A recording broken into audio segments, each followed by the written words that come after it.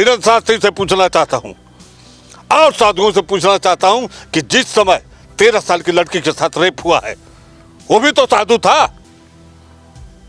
और साधुओं से मैं पूछना चाहता हूँ कि जिसकी बहू बेटियां गई हैं और मैंने पंडाल में रख करके उनके साथ रेप तक किए हैं, अपने लिंग से कह रहे हैं मैं 50 किलो उठा दूंगा, मैं 1 कुंटल उठा दूंगा।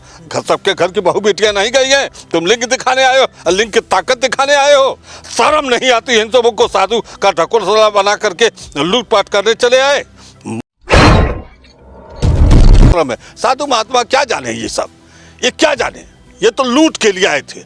अपनी बड़ी बड़ी मौनियां लेकर के आए थे, रख दिए थे कि इसमें चढ़ाओ, इसमें चढ़ाओ। अपना 1-1 बीघा जमीन वहाँ अपना करा लिए हैं। और सारे साधुओं ने जब भगदड़ हुआ तो सारा अपना अपना गेट बंद कर दिया। गड्ढे से गेट नहीं बंद किए तो इन साधु निकम्मों को मैं क्या कहूँ कि निकम्मे अगर गेट नहीं बंद किए तो हो सकता है कि उसकी आधी भीड़ उनके कंपाउंड में चली गई होती तो निश्चित सबका जान बच गया, जान जोखिम से निश्चित निजात पा गए होते। इसके मुख्य जड़ साधु हैं। मैं धीरज शास्त्री से पूछना चाहता हूँ और साधुओं से पूछना चाहता हूं कि जिस समय 13 साल की लड़की के साथ रेप हुआ है वो भी तो साधु था। और साधुओं से मैं पूछना चाहता हूं कि जिसकी बहू बेटियां गई हैं और मैंने पंडाल में रख करके उनके साथ रेप तक किए हैं, ये भी चैनलों में आया है। इसको क्या नहीं देख रहे हैं हमारे माननीय मुख्यमंत्री जी? इसको भी देखना चाहिए कि इनके अंदर कितनी भ्रष्टाचार है। कोई बताइए, नंगा धड़ंगा क्या जो मतलब है? अपने लिंग से कह रहे हैं मैं 50 किलो उठा दूंगा, मैं 1 कुंटल उठा दूंगा। सबके घर की बहू बेटियां नहीं गई हैं, तुम लिंग दिखाने आए हो, लिंग की ताकत दिखाने आए हो। शर्म नहीं आती इन सबों को साधु का ढकोसला बना करके लूटपाट करने चले आए। मैं नहीं मानता हूँ इस चीज़ को कि ये साधु हैं। मैं मानता हूँ साधु सबसे वही है जो मेरे माता पिता ने मुझे शिक्षा दिया और माता पिता ने मुझे उंगली पकड़ करके चलना सिखाया और माता पिता के मैं सेवा नहीं किया तो मैं किसी मोक्ष को प्राप्ति नहीं कर पाऊँगा। ये सब ढकोसला है, ये सब लूटने का साधन है। ये साधु आए हैं वहाँ लूटने के लिए, लूट मचाए हैं। लूट खसोटी इनके बंद होनी चाहिए। ये हमारे माननीय जोगी जी ये लुटेरा नहीं है। हमारे जोगी जी एक मठ के मंडलेश्वर हैं और उस मठ का गोरखनाथ का एक पूरे आपके विश्व में नाम है गोरखपुर का। ये नेपाल से संबंधित है। वहाँ देखिए खिचड़ी पर मकर संक्रांति के दिन नेपाल के कम से कम 50,000 नेपाल के लोग आते हैं उसको कि ये गोरखनाथ मंदिर पहले मेरे नेपाल में था।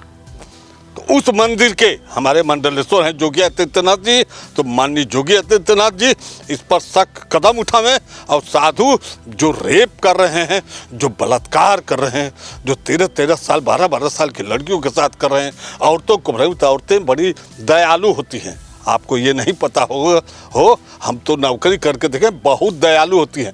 ज़्यादा क्षणिक लोभ में आकर के, क्षणिक बात में आकर के, बहकावे में आकर के ये अपने को टूट जाती हैं और किसी के साथ संबंध बना लेती हैं। तो ये औरतें, इनका नाजायज फायदा ये साधु उठाए हैं उसमें और उसी का इन साधु के कुकर्मों का परिणाम मिला है कि मेरी इतने लोग जो हमारी दुनिया को छोड़ करके, अपने परिवार को छोड़ करके चले गए। अरे उस समय की सीन देखिए, जिस समय छोटे बच्चे पर कुचलते हुए गए होंगे लोग, उसकी आंत और तातड़ी और सीना बाहर निकल गया होगा, औरतें नंगी हो गई होंगी और वहां ये लोग पैसा सुनाएंगे। पैसा किसके घर का देंगे? मेरा देंगे, आपका देंगे, सारे जनमानस का देंगे। अपने घर से कोई नहीं लाएगा। कितनी मुख्यमंत्री या प्रधानमंत्री देंगे? प्रधानमंत्री जी को तो एक लाख का सूट पहनने से फुर्सत नहीं है। 3 जगह भाषण देते हैं तो उसी हेलीकॉप्टर में 3 जगह उनका ड्रेस बदल जाता है। अरे देखिए, हमारा देश लूट रहा है, देश कर्ज की तरफ बढ़ रहा है।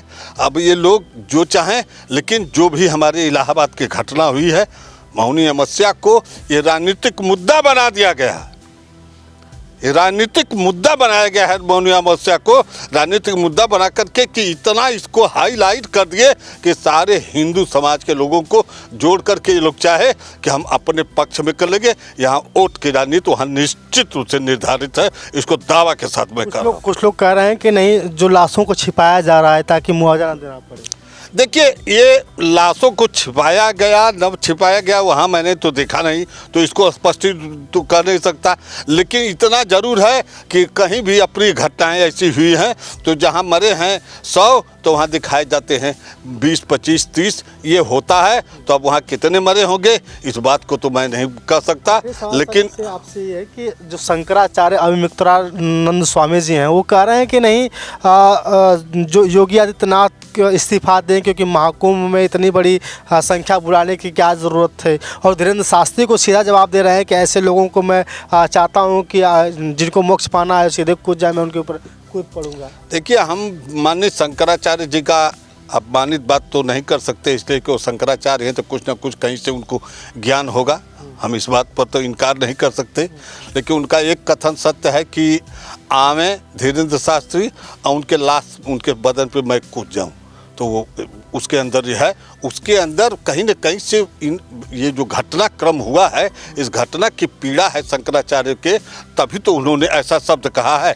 अब रह गई बात माननीय जोगी जी के इस्तीफे की, तो निश्चित रूप से मैं इसको भी दावा दे रहा हूं कि जोगी जी को इस्तीफा तो मांगने का मेरा हक नहीं है, लेकिन इतना ज़रूर कह रहा हूं कि इतनी अप्रिय घटना घटित हुई और निश्चित रूप से ये राजनेताओं और राजनीति के मामले से हुई है, तो जोगी जी को भी इस पर अपना स्वयं सहमति देना चाहिए कि मैं इस्तीफा दूं कि मैं रहूं। ये तो जोगी जी के ऊपर डिपेंड करता है। लेकिन ये सरकारों में कुर्सी के प्यारे हैं, कुर्सी के चिपके हैं, कुर्सी के लिए तो सारी जनता को मौत के घाट झोंक रहे हैं, तो कोई इस्तीफा नहीं देने वाला है। शंकरा जी कहें, चाहे ओम प्रकाश सिंह कहें, चाहे कोई अखिलेश कहें, नेता कहें, सारे विपक्षी कहें, इनके ऊपर कोई सेहत पे असर नहीं होने वाला है। इनको कुर्सी चाहिए, हमारे मोदी जी को प्रधानमंत्री की चाहिए, हमारे जोगी जी को मुख्यमंत्री के बाद प्रधानमंत्री का दावेदारी चाहिए। तो हम नहीं इस बात को मानते हैं।